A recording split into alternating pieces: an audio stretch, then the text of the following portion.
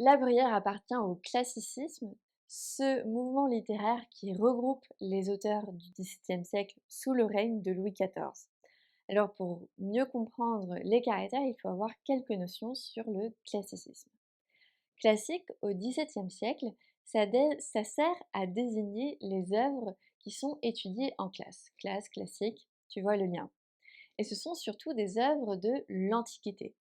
Au XVIIIe siècle, le sens du mot classique il change un peu et il sert à désigner cette fois-ci les œuvres qui sont perçues comme des œuvres, comme des chefs-d'œuvre.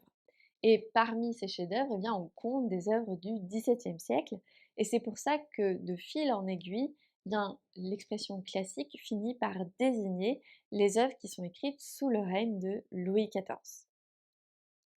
Comme tu l'auras remarqué, vu l'histoire du mot classique, les auteurs du XVIIe siècle, ils se distinguent surtout parce qu'ils s'inspirent extrêmement du modèle antique, parce que pour eux, en fait, la civilisation antique, c'est un idéal de civilisation qui est indépassable et dont on doit s'inspirer pour pouvoir soi-même créer des chefs-d'œuvre et faire briller la culture française. Alors, de ces œuvres de l'Antiquité, ils en sortent quelques principes, quelques règles de création littéraire. Alors, ces principes, ils sont édictés par des théoriciens au XVIIe siècle, hein, comme Jean Chapelain, qui s'inspire notamment de la poétique d'Aristote, qui est lui-même un auteur grec. Et il y a aussi une institution qui édicte des règles, qui est l'Académie française, c'est une institution étatique. Elle a été créée en 1634 par Richelieu et son rôle, c'est d'édicter des règles de la langue française et aussi des règles pour les lettres, pour la création littéraire. Et son but, en fait, c'est de mettre les arts au service de la gloire du roi de France. Et c'est elle qui, à partir du XVIIe siècle et dans les siècles suivants, va édicter les règles de ce qui est considéré comme le bon goût et le beau. Alors, ce qu'il faut savoir, c'est que les classiques, ils fondent leur art sur deux principes très importants qui sont l'ordre et la raison. Leur but, c'est de créer des œuvres qui rendent compréhensibles, qui rendent intelligibles les choses du monde pour mieux instruire leur public. Et donc c'est pour ça que leur première règle que tu dois savoir et qui est très importante, c'est la pureté du style. C'est-à-dire d'avoir un langage très simple qui permet au public de très bien comprendre ce qu'on veut démontrer. Alors la pureté du style, ça va très loin puisque La Bruyère, il dit même qu'il y a une forme de sublime à la simplicité du style. Ça veut dire que, c'est pas juste, simple pour faire bas, pour faire, non, il y a, quand même une idée que, atteindre un style très pur, très simple, très naturel en fait, c'est le mot naturel qui est important, eh bien c'est ça qui montre l'élévation de ton esprit. L'élévation aussi des sujets que tu abordes. En fait, on a un idéal de clarté ici. Alors, je disais que le mot naturel, c'est un mot très important. Et en effet, pour les auteurs classiques, il est très important que l'art, en fait, imite la nature. Ça veut dire, mais pas imiter, la nature, de manière, totalement aléatoire parce que la nature, elle est très changeante, elle est très aléatoire et je te rappelle qu'eux, ils ont 2 principes très importants, c'est l'ordre et la raison. Donc en fait, ils vont imiter la nature par le prisme de la raison. Ça veut dire qu'ils vont se saisir dans la nature de ce qui est achevé, général et permanent. Et donc va en découler 2 règles très importantes qui sont la vraie et que tu dois te souvenir, qui sont la vraisemblance et la bienséance. Alors la vraisemblance, c'est tout ce qui est conforme à ce qu'on la vraisemblance, c'est tout ce qui est conforme à ce qu'on peut attendre. C'est-à-dire qu'on va exclure ce qui est particulier, bizarre, irrégulier. Et on va prendre que ce qui est régulier, ce qui est aussi, heu, ce qui est admis comme possible, heu en gros, ça va faire des fictions, on va se dire, où la question qu'on se pose, c'est: est-ce que c'est probable?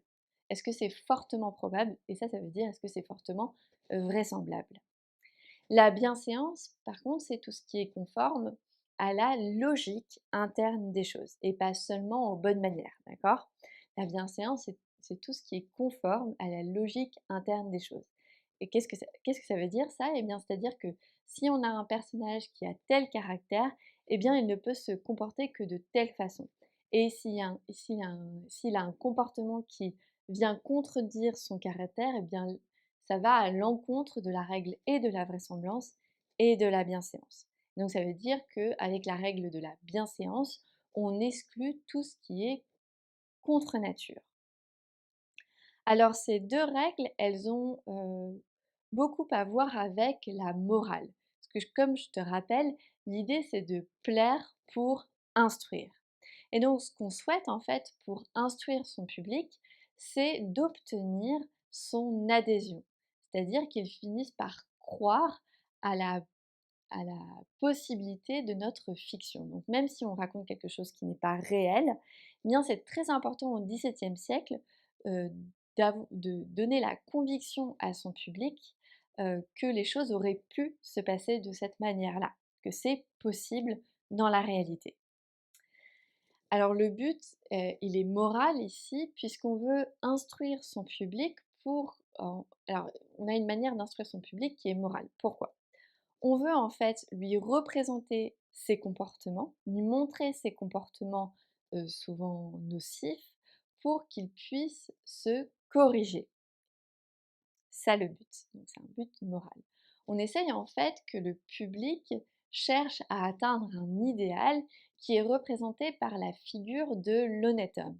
Et je ne sais pas si tu as remarqué, mais dans les caractères de la Bruyère, eh bien l'auteur utilise très souvent l'expression honnête homme.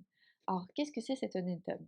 C'est un homme qui fréquente la cour et les salons, c'est un homme du monde, qui ne se pique de rien, c'est-à-dire qu'il n'est ni prétentieux ni vantard, ni susceptible, il est assez détaché, une forme d'humilité, même si le mot humilité il est un peu fort ici.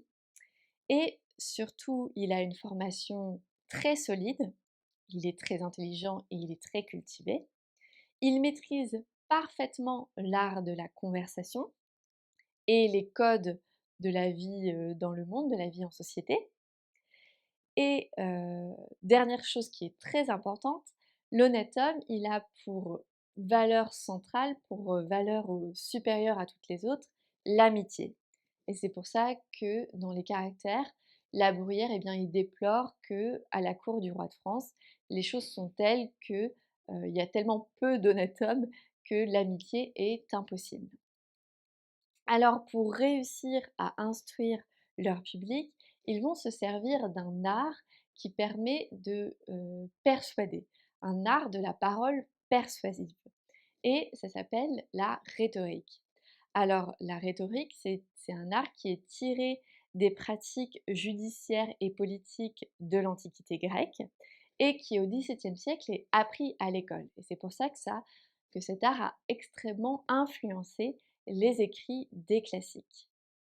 Ils vont en tirer un enseignement très important et que tu dois aussi avoir en tête quand tu lis des œuvres classiques, ce principe, c'est qu'il faut adapter la forme au fond. C'est-à-dire qu'il faut adapter la manière de dire les choses, de représenter les choses au sujet qui est abordé, mais aussi au public qui est ciblé. Et c'est pour ça que dans les caractères, dans la préface des caractères, la Bruyère, il dit bien, il spécifie bien que la variété des caractères, la variété des fragments, eh bien correspond à la variété des sujets qu'il aborde. Voilà pour les quelques notions sur le classicisme que tu dois avoir en tête quand tu lis et relis les caractères. N'hésite pas à aller voir mes autres vidéos sur les caractères de la Bruyère pour en apprendre un peu plus et pour approfondir ta lecture de cette œuvre. Bonne journée!